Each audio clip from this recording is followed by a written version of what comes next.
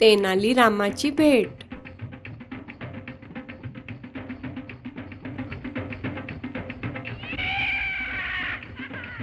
सुंदर विजयनगर राज्यात महोत्सवाचा मोसम चालू होता.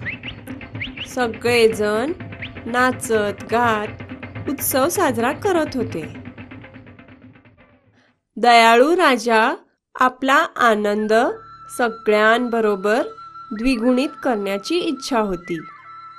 त्यानं ठरवलं की तोही या आनंदाच्या उत्सवात आपल्या दरबाऱ्यांना मौल्यवान भेटी देऊन सामील होईल. त्या दिवशी संध्याकाळी राजानं दरबाराच्या मध्यभागात ठेवलेल्या टेबलावर अनेक अद्भुत भेटी ठेवल्या होत्या. त्यानं दरबाऱ्यांना बोलावलं आणि म्हणाला, मी सगळ्यांना भेट देऊ इच्छितो. या आणि ज्याला जे हवं असेल ते घेऊन जा.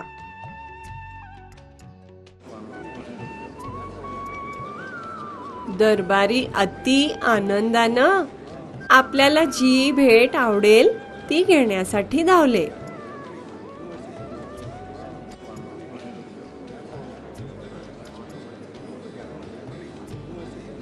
त्याच वेळी राजाच्या दरबारातला चतुर आणि चेष्टेखोर तेनालीराम आत आला.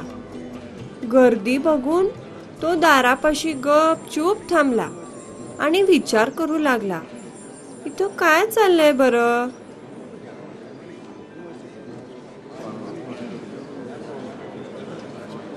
बाहेर जाताना एका दरबाऱ्यानं त्याला जे घडलं होतं ते सांगितलं आणि त्याला हेही कळवलं की त्याच्या वाट्याची भेटही त्या टेबलावर होती.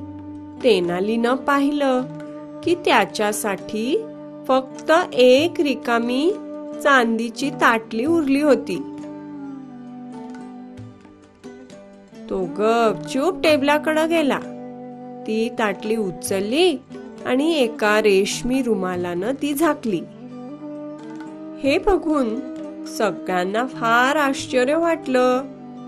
उत्सुकतेनं राजानं त्याच्या विचित्र वर्तणुकीचं कारण विचारलं.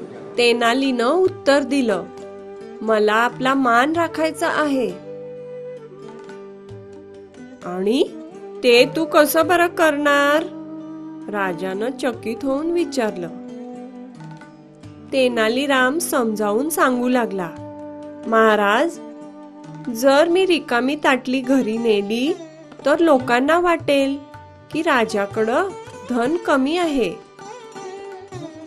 पण जर मी ती झाकून नेली तर त्यांना वाटेल की ताटलीमध्ये काहीतरी आहे.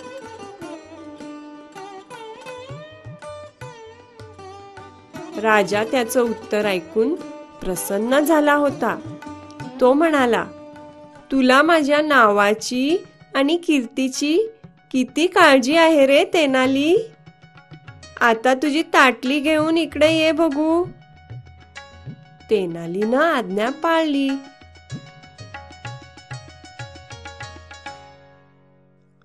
जेव्हा तो राजाच्या सिंहासनाजवळ पोचला तेव्हा राजानं आपला मौल्यवान मोतीचा हार ताटलीमध्ये ठेवला.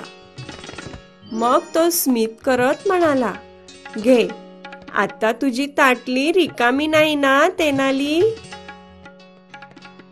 अशा प्रकारे पुन्हा एकदा तेनालीचं चातुर्य त्याच्या मदतीस आलं आणि सर्वात मौल्यवान भेट त्यालाच मिळाली.